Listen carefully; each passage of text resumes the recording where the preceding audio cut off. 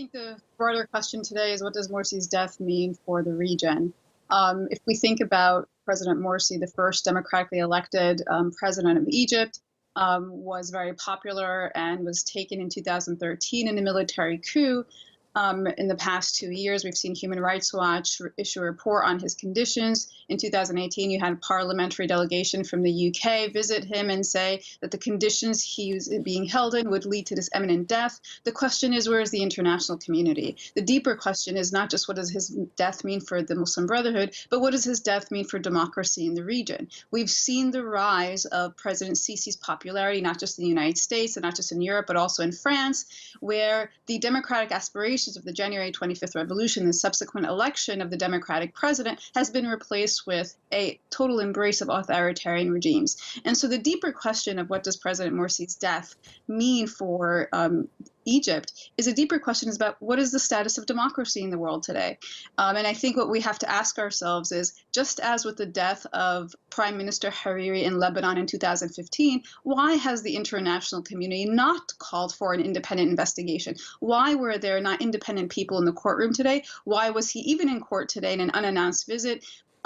Will there be an autopsy conducted? This was a former president of a nation that belonged to the United Nations, the Arab League, and the Organization of African Union, and there is no call for an investigation into his death, into the conditions he was held in, which were well documented. And so the question is, what does his death mean for democracy in the region and for justice? Well, let me turn that question back on you. I mean, why has the international community stayed silent? Is this an ideological difference? Is this money? Is this economics? I mean, you'll be well aware the US administration is considering declaring the Muslim Brotherhood a terrorist organization, despite it having political representation and support across the region. So why are we seeing this backlash or this movement against it?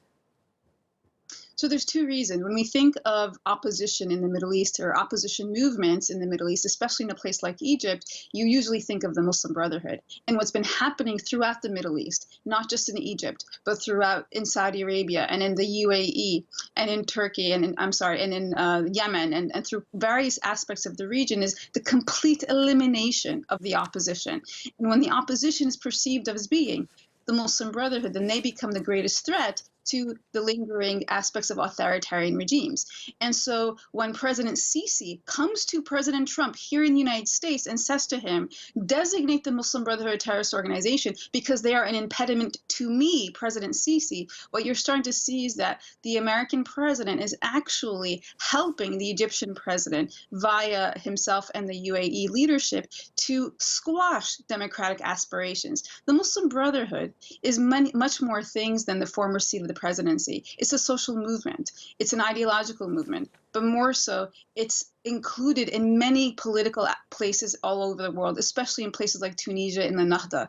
And so the problem with the designation, the reason why it has failed for the past 2 years, is it is not possible. You can't eliminate voices of opposition. You can't eliminate parts of political processes. You can't eliminate social movement. You can't eliminate charity movements. You can't eliminate ideas so that President Sisi can feel more secure about himself. And so the question is deeper in that the Muslim Brotherhood really signifies opposition to authoritarian leadership in the Arab world. And so what we're seeing happen in the United States, but also in the silence coming out of Europe, but also in the increasing sales of military equipment from France to Egypt, is that the signal is democracy is not for the Middle East. We will accept authoritarian regimes because they're in the West's best interest today. And the language of the war on terror has allowed for this to continue.